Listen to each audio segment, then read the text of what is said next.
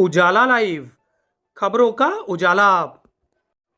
Channel को like और subscribe करें और हमारी सारी महत्वपूर्ण खबरों को अपने मोबाइल पर पाएं।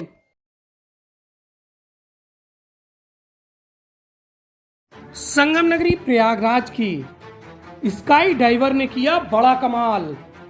अनामिका ने 13,000 फीट पर राम मंदिर का ध्वज लहराकर कीर्तिमान स्थापित किया।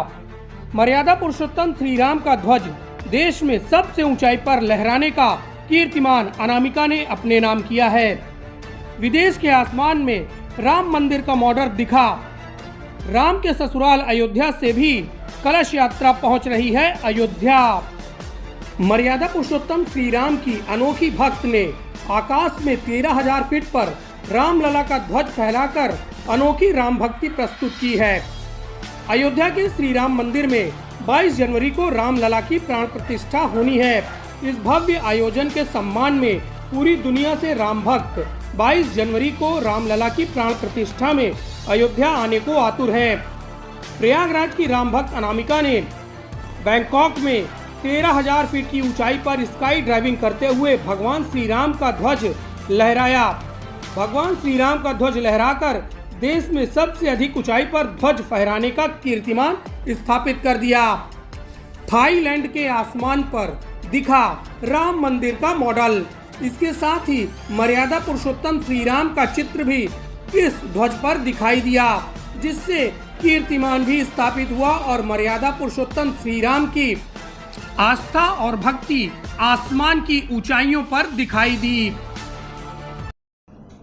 तो इसके सबसे बड़े इंस्पिरेशन हनुमान जी थे और मेरे पिताजी स्वयं थे, क्योंकि मैं एक प्रयागराज की निवासी हूँ और महर्षि भारद्वाज जी का यहाँ पे आश्रम है और उनको पुष्पक विमान का आविष्कारक माना जाता है। और भगवान श्री राम के लिए हनुमान जी संजीवनी बूटी भी उड़ के लाए थे और उन्होंने अपनी भक्ति हर तरीके से राम जी को दिखाई थी। तो मुझे लगा ये सब कंसेप्ट मिला के कलयुग का भी एक भक्त उनका ध्वजा लेके स्काई डाइविंग कर सकता है। ये मेरा तरीका था भगवान को अपना आदर सम्मान दिखाने का। और 22 तारीख को जो भव्य स्वागत हो रहा है राम भगवान का, उसमें अपना योगदान देने का। इसमें सबसे बड़ा चैलेंज मेरे लिए था कि फ्लैग्स में कोई रॉड या रिंग्स नहीं थे, तो वो काफ़ी ज़्यादा प्रेशर मेरे हाथ पे दे रहा था। जैसे आप वीडियो में भी देख सकते हैं, पूरी बॉडी, गाल, स्किन, पूरा सब कुछ हिलता है, क्योंकि हम बहुत स्पीड से गिर रहे होते हैं। 220-230 किलोमीटर पर आवर की हमारी स्पीड होती है। तो वो चैलेंज था एक, लेकिन मन में विश्वास था और भक्ति थी तो हो गया। ये बात करें कि जिस तरीके से कितने आपने सालों में किस उम्र से आपने ये स्काई डाइविंग चालू किया? मैंने स्काई डाइविंग पहली बार किया था 10 वर्ष की उम्र में और तभी मेरा इसमें इंटरेस्ट आया था और मैं इंतज़ार कर रही थी कि कब मैं अकेले कूदने के लायक हूँ और लाइसेंस लेने की प्रक्रिया में जाऊँ। तो 2021 में मैंने लाइसेंस लिया और उस वक्त मैं इंडिया की सबसे कम उम्र की युवती बनी थी जो स्काई डाइविंग में लाइसेंस ली थी।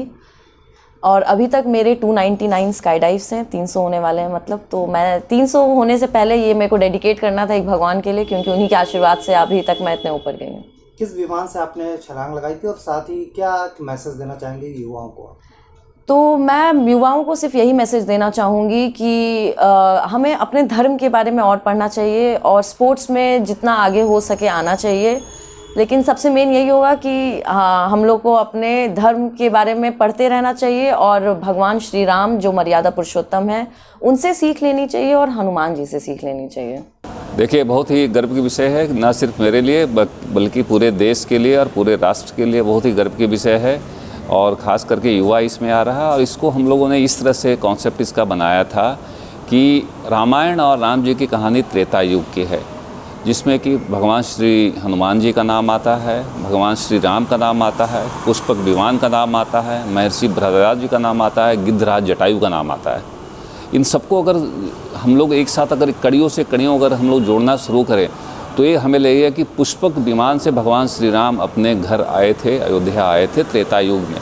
और आज 22 तारीख को पुनः भगवान श्री राम जी की प्राण प्रतिष्ठा अयोध्या में हो रही है।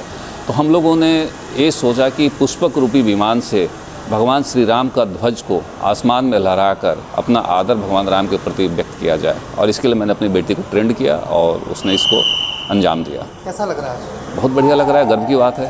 क्या मैसेज देना चाहेंगे आप? हम दुनिया को और देश को ये संदेश देने देते हैं कि आप अपनी ज़मीन से जुड़िए, अपनी धर्म से जुड़िए, अपनी आस्था से जुड़िए और अपना मर्यादा पुरुषोत्तम राम के राहों पे चलिए।